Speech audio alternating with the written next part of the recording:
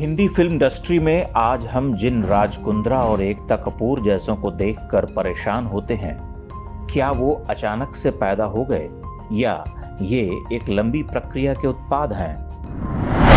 Hindi film industry का पतन अचानक से होने वाली घटना नहीं है। यह कोई पिछले 10 वर्षों में नहीं हुआ। निश्चय ही पिछले 10-20 वर्षों में उस पतन की प्रक्रिया तेज हुई। लेकिन जब आप ध्यान से देखना शुरू करते हैं तो पता चलता है कि बंगाल के निर्माता निर्देशकों की मानवीय भावनाओं से ओत-प्रोत फिल्मों का कम होना या धीरे धीरे उस पूरे कल्ट का समापन हिंदी समाज के द्वारा उनका संवेदनहीन अवमूल्यन और प्रांत भाषा विशेष के लोगों का स्वागत प्रभुत्व इसका मूल कारण है।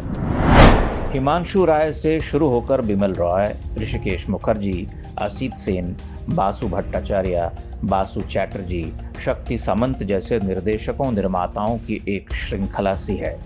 इनके साथ साथ पंजाब उत्तर प्रदेश के लोग भी हैं, लेकिन पंजाब से आने वाले इक्के दुक्के जैसे कि नवकेतन या चोपड़ा आदि को छोड़कर कोई बहुत आदर्श फिल्म मेकर नहीं दिखाई पड़ता। कमाल अमरोही, के आसिफ और महबूब भिन्न प्रकृति के निर्देशक हैं। अमरोही, आसिफ हिंदू सेंसिबिलिटी को नहीं छूते। 60 के दशकांत तक नैतिक मूल्यों के प्रति एक मोह का भाव भी सहज रूप से वहां पाया जाता है।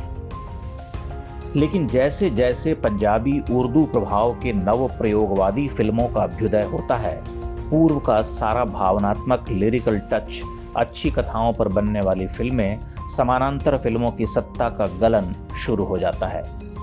सलीम जावेद उस प्रारंभ के जनक हैं जिन्होंने अपने फर्जी मार्क्सवादी प्रभाव से एक तरफ आक्रामक नायक को पैदा किया, दूसरी ओर प्रेम को बंधन मुक्त करने की चाल चली।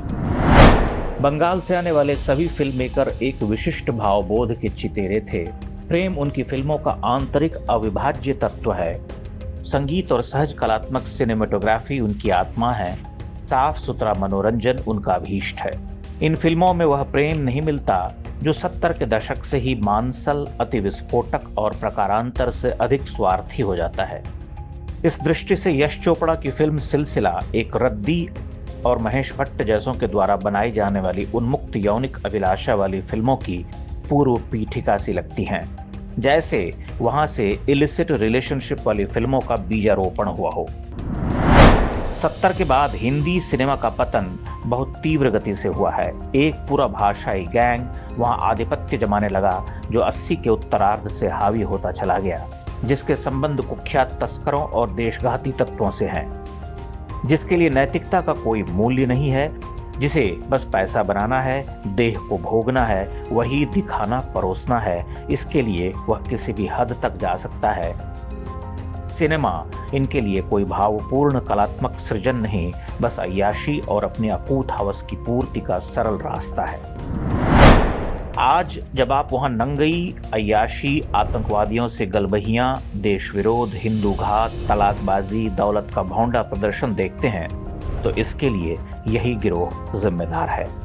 इस इंडस्ट्री का पुनरुत्थान तो बहुत मुश्किल है, लेकिन यह तभी संभव है जब सड़ांध से भरे इस भाषाई प्रभुत्व के लोगों का नाश हो।